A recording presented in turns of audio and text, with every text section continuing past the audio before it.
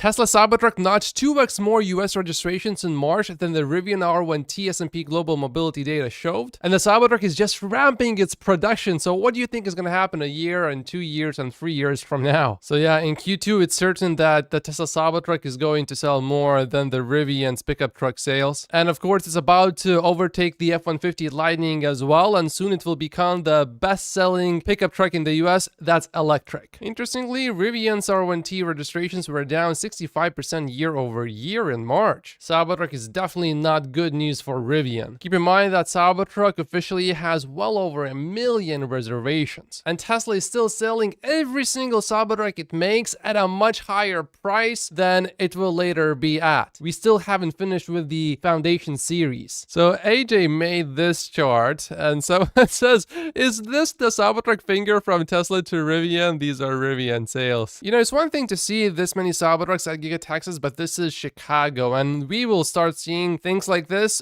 all over the US. I'm sure there's some Tesla bear somewhere saying, oh, none of these have been sold, but these are the same people that said Cybertrucks are going to be vaporware. It's never gonna happen. Well, you're looking at them right here, right now. Here's Michigan. Sounds like they're gonna have 40 Cybertrucks by the end of the day. With things going smoothly with the Cybertruck, maybe we should all go to Bali and relax a little bit. Well, Elon will reportedly be visiting Bali this weekend to launch Starlink, according to the Bali Sun. And Elon will attend the 2024 World Water Forum, which will be held in Bali on May 19th. Starlink will also be released with an audience and the president being present. If you remember from quite a while ago, 2 years ago now, we had rumors that Tesla might build something in Indonesia. We haven't heard anything about that at all, but maybe the president in Indonesia is going to try to talk to Elon and entice him to build something in Indonesia. I don't think it's going to happen though. I mean, I don't think Tesla is going to say yes. Here's some good news. All Giga Berlin Model Ys now have hardware 4. Although if you want the best FSD experience, you should get a Tesla vehicle with hardware 3. But over time, hardware 4 will actually get better because the computers are just better in these vehicles. But the software is not specifically built mostly for hardware 4, not yet. Tesla Chan is saying here that NIO basically just copied the Model Y quickly, and it's quite a bit cheaper as well. To me, it looks more like a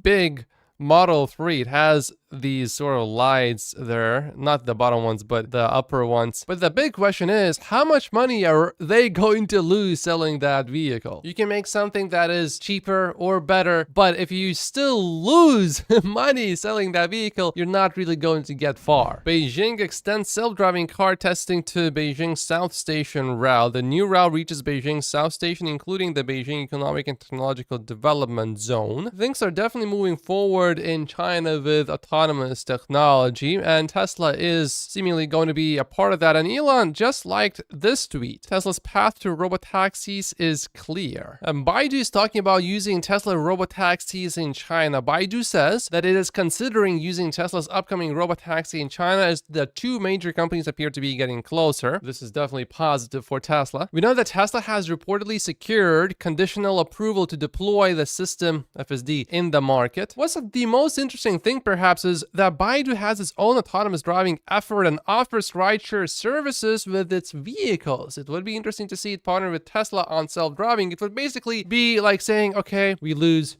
you win, let's work together. So remember when Tesla just said that it's in discussion with a major OEM? Did they mean Baidu? It's possible, although I'm not really quite sure that's what Tesla meant. I think it's probably Ford, but it could also be someone in China, considering how much time Elon spent in China. And yeah, I think that's fairly likely, but I don't think it's BYD. I think Electric raises a fair point here. Does Tesla want to partner with Baidu on this, or is it being asked to do that as part of the approval process, sort of forcing or trying to force a technology transfer? We know that China is notoriously protectionistic when it comes to foreign companies operating in its market, and somehow Tesla owns the Giga Shanghai factory 100%, whereas usually foreign companies own about half of it, and then there's a local partner, but not in the case with Tesla, which is fantastic. However, this is a bit interesting based on what we just saw earlier. Baidu's vice president noted that it will take Tesla 3 to 5 years to catch up with Baidu's driverless taxis operating in Wuhan today. And then he says, come and test it in person in Wuhan if you don't believe it. But not everyone can ride. A notice pops up and warns, no young children, pregnant women, elderly, the infirm, or anyone with a bad heart.